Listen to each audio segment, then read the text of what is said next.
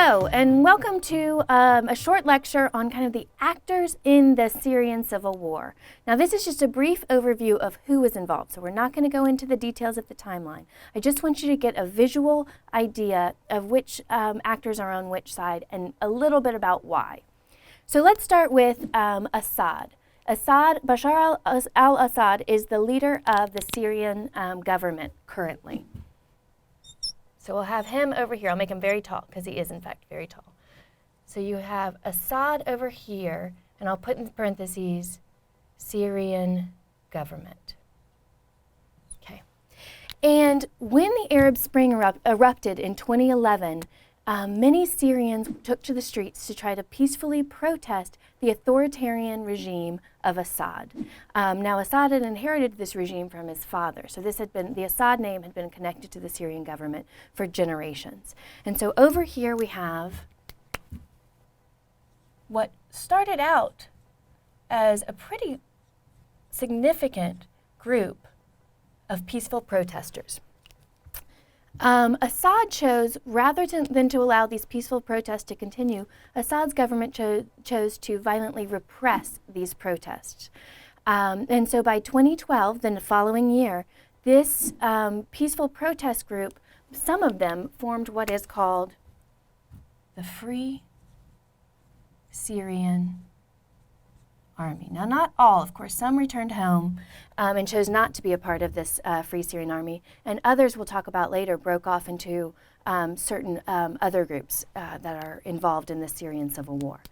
But the Free Syrian Army, or FSA, is a militarized group of former citizens, and they are actively involved in an insurgency against the Assad government, against the Syrian government. So these are the two sides involved directly in a civil war. The government on one side and the insurgents trying to topple the government on the other through violent means. So this conflict, as I mentioned, was about a political divide, about an authoritarian government and those through the Arab Spring wishing for more democracy on the other side that are attempting an insurgency to overthrow Assad. But this is not just a political conflict. It also has religious overtones. Specifically, there is a strong divide that's occurred since the 7th century in Islam, where you have two different sects. The first one over here, Shia. So we'll put in blocks the sectarian divide. And over here, you have a Sunni classification, okay? Now, Assad is actually Alawite, which is loosely under the umbrella Shia. But it is different than the Sunni side over here. And Sunnis tend to dominate the Middle East. There's a large group of Sunnis that live within Syria, and this Free Syrian Army also had majority Sunnis. So you have a sectarian divide going on within this conflict as well, a religious issue, not just a political one.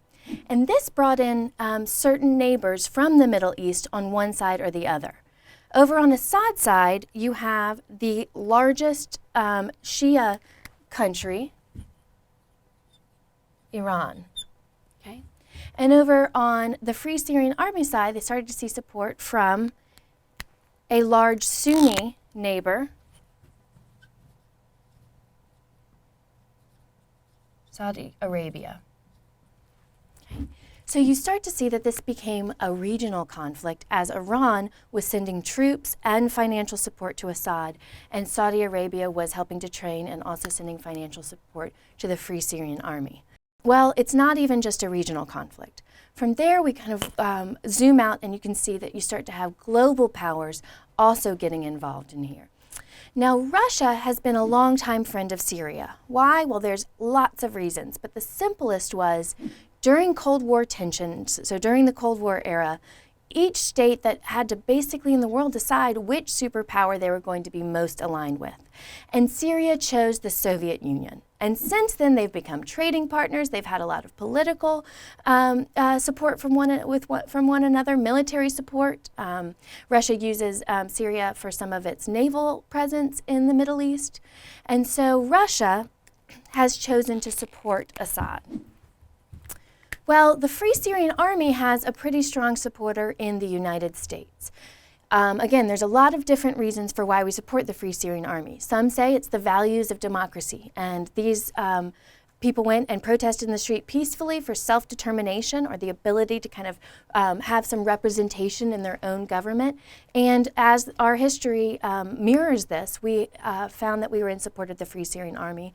Others say that it's a check to authoritarianism in general in the region, and still others say it's concern about Iran and Russia being involved in this conflict. But for several reasons, the United States has chosen to get involved, and we support the Free Syrian Army. I will say that this causes some conflict because the Free Syrian Army is a loosely based group of many people that want to see Assad go. Some critics have said that the Free Syrian Army is in fact wanting to move towards a democratic future. Others say that perhaps they have a Sunni, more fundamentalist agenda, and eventually would like to see a rule of law based on Islam rather than a more democratic rule of law. So there is some criticism from within the United States about our support for the Free Syrian Army. Nonetheless, we've been supporting them for about 3 or 4 years.